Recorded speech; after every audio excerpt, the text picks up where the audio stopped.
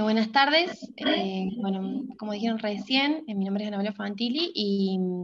soy becaria del CONICET y estoy llevando adelante mi proyecto de tesis doctoral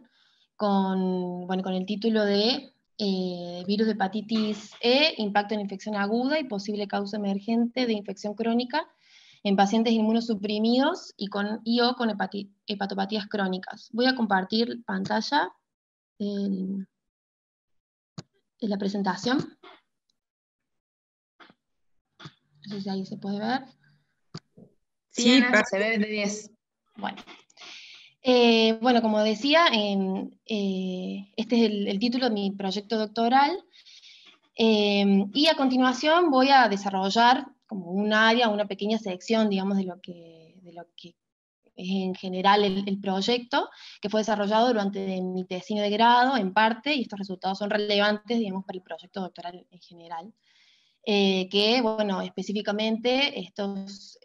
lo que voy a presentar es una parte en el grupo poblacional de pacientes con hepatopatías crónicas, específicamente con cirrosis. Bueno, y a modo de introducción quería mencionar algunas características e información general sobre el virus de hepatitis C. Bien, el virus de hepatitis E es un virus desnudo de simetría icosaédrica que que es virus RNA de cadena simple positiva, con 3 marcos abiertos de lectura, y pertenece a la familia Epeviridae, que tiene 2 géneros, el ortoepevirus y Piscivirus, con el género ortoepevirus con 4 especies, y casi todos los virus de hepatitis C todos los virus de hepatitis E que infectan a mamíferos están dentro de la especie ortoepevirus A. Bueno, de los 8 genotipos totales que están dentro de esta especie, se encontraron que 5 infectan a humanos, tanto el genotipo 1 como el genotipo 2. Se encontró principalmente en países en vías de desarrollo, como en Asia, muchos países de Asia, de África, también algunos países en Sudamérica, como México, Uruguay. El genotipo 3 y 4, también en países de Asia, como Japón, China, y también, bueno, el genotipo 3 tiene una distribución cosmopolita, y también se encontró que muchos de ellos infectan animales, como cerdos, jabalíes, ciervos, entre otros.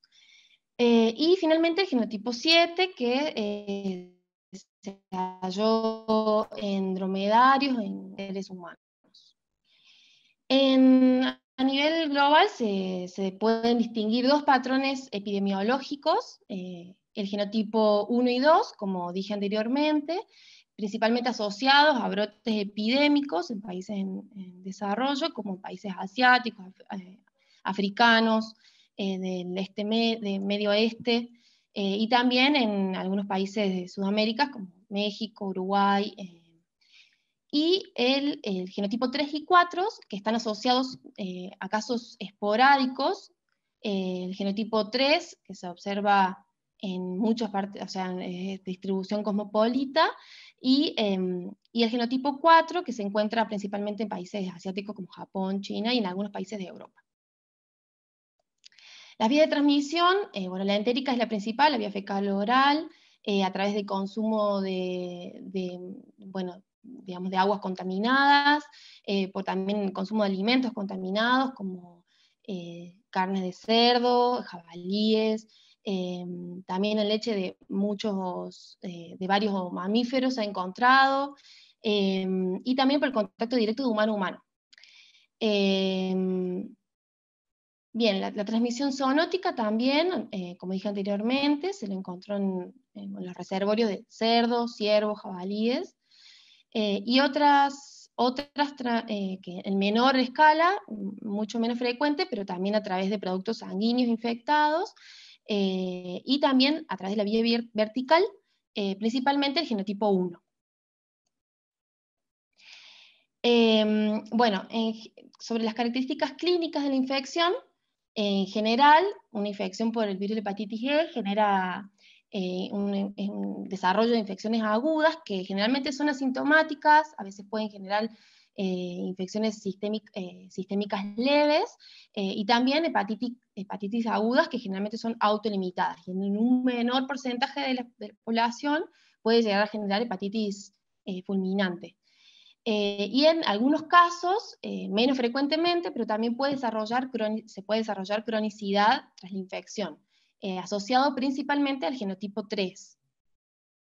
Bueno, en el grupo poblacional de los inmunocompetentes se observa este patrón de infecciones leves, asintomáticas o hepatitis agudas autolimitadas.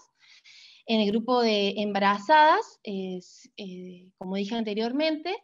por el genotipo 1 principalmente, aunque también se ha observado por el genotipo 2, que hay un porcentaje de mortalidad del 15 al 20%, tanto mortalidad fetal como maternal prenatal. Y bueno, en grupos de inmunosuprimidos se observa en general unas mayores tasas de infección, mayores tasas de cero prevalencia por el virus de hepatitis G, y una tendencia a desarrollo de hepatitis crónica, principalmente, como dije antes, por el genotipo 3. Bien, como a modo general, para explicar un poquito sobre la cinética de la infección, una vez que el agente viral ingresa al cuerpo, los anticuerpos IgM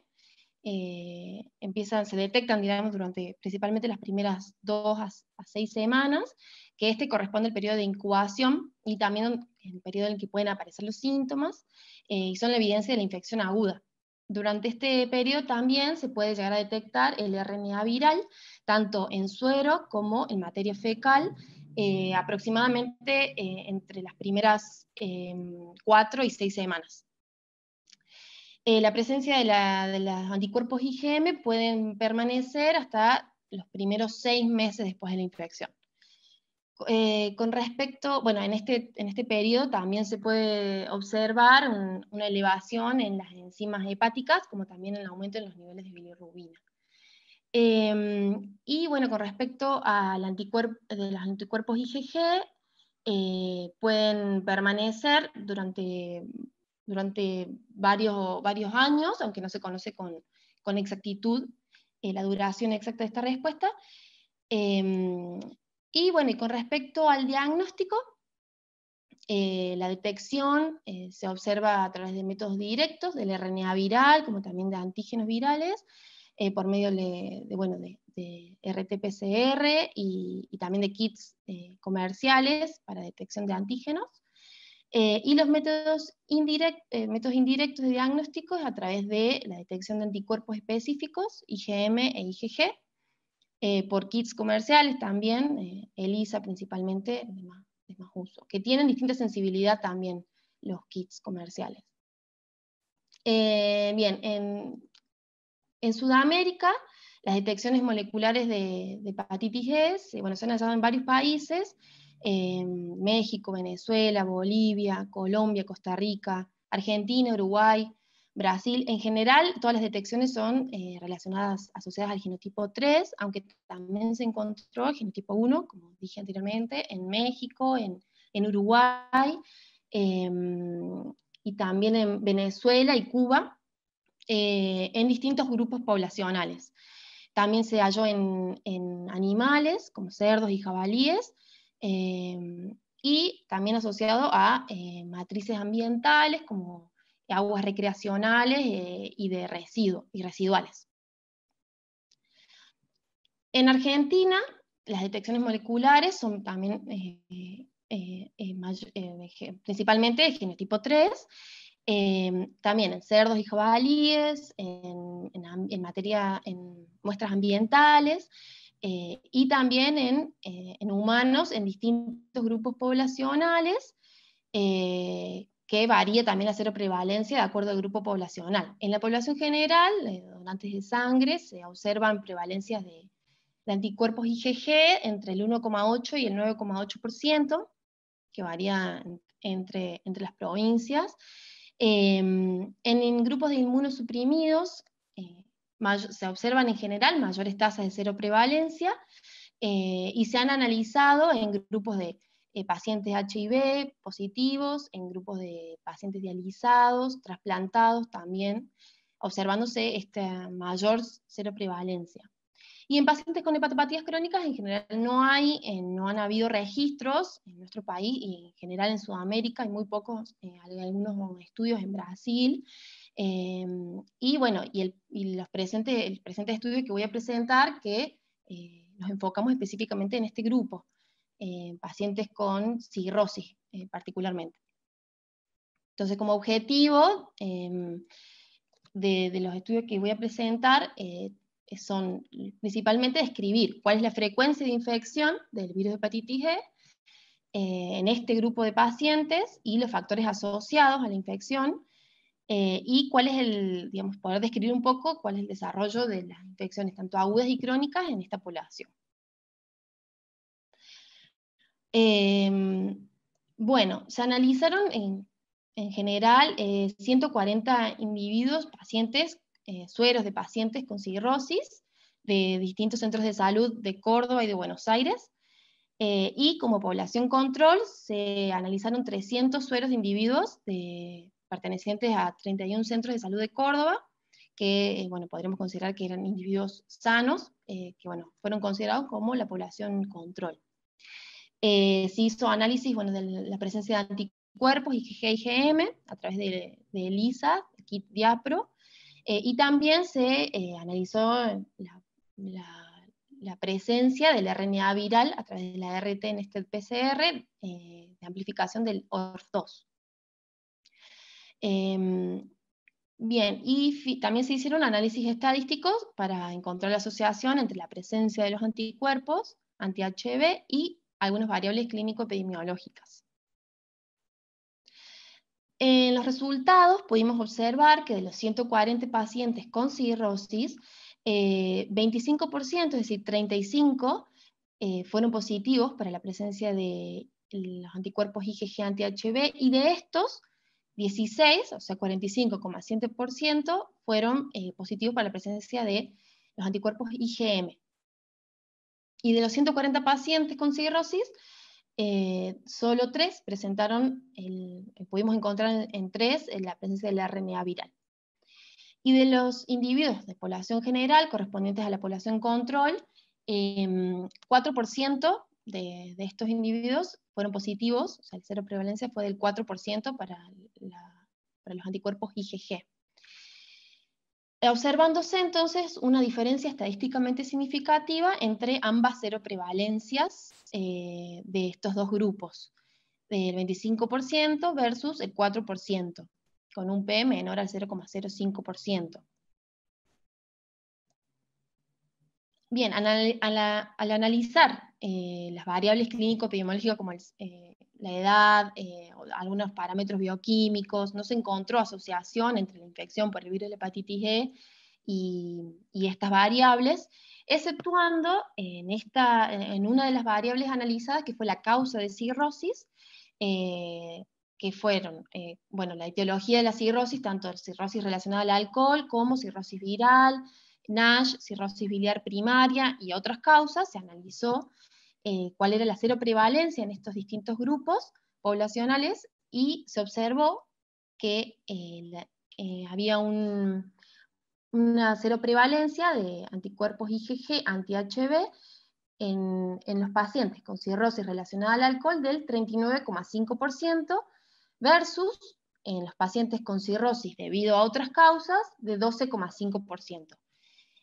Observándose entonces también una diferencia estadísticamente significativa entre ambas seroprevalencias. Bien, a raíz de estos resultados se decidió analizar otro grupo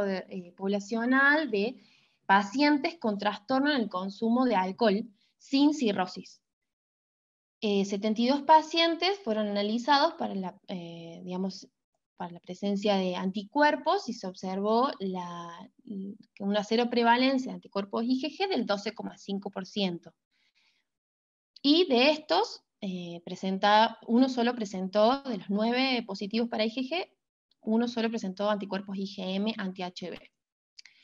Y bueno, en comparación con el 39,5% de cero prevalencia observada en los pacientes con cirrosis relacionada al alcohol, se observa también entonces una diferencia estadísticamente significativa entre ambas cero prevalencias.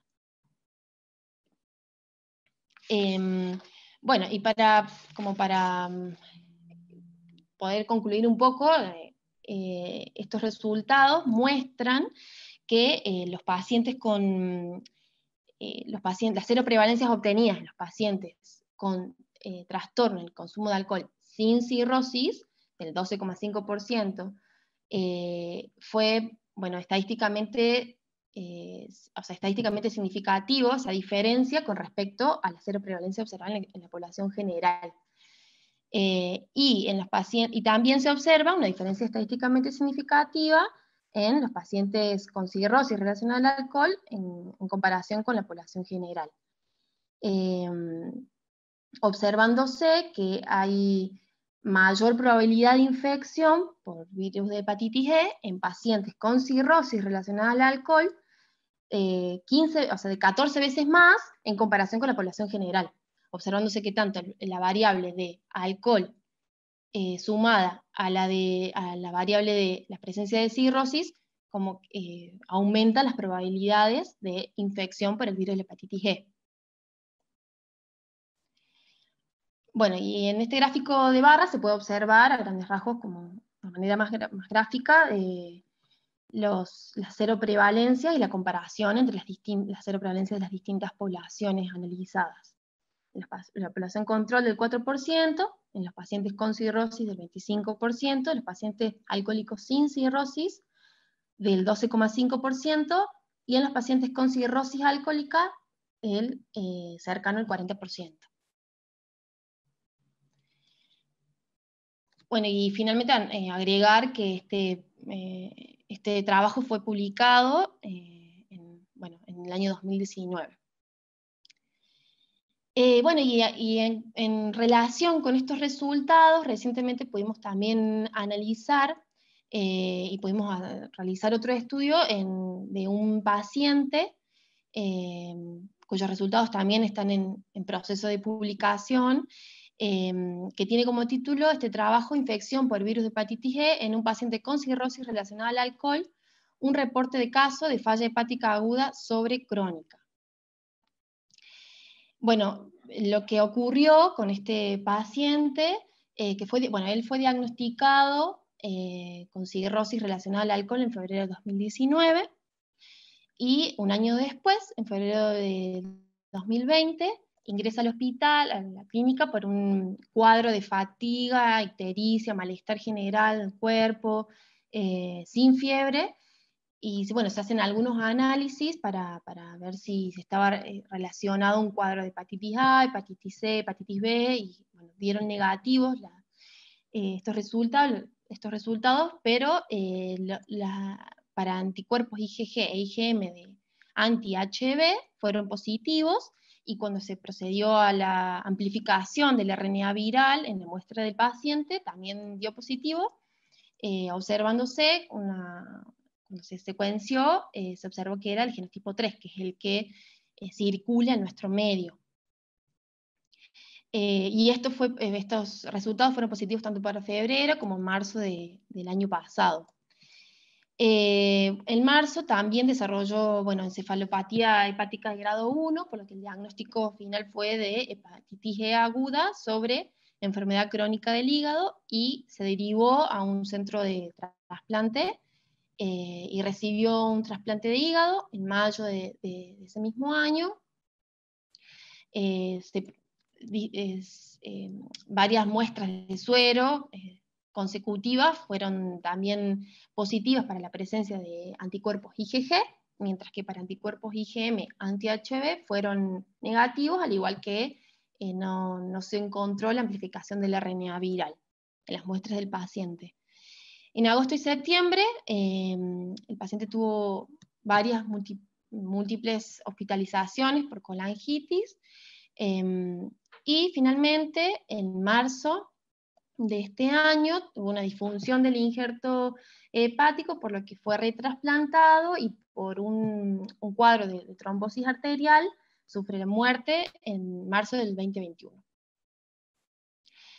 analizando las variables epidemiológicas que fueran relevantes para el caso y también para poder encontrar cuál podría llegar a ser la fuente de infección por el virus de hepatitis G, el paciente negó haber consumido alcohol, cigarrillos y también no poseía antecedentes de transfusión de sangre y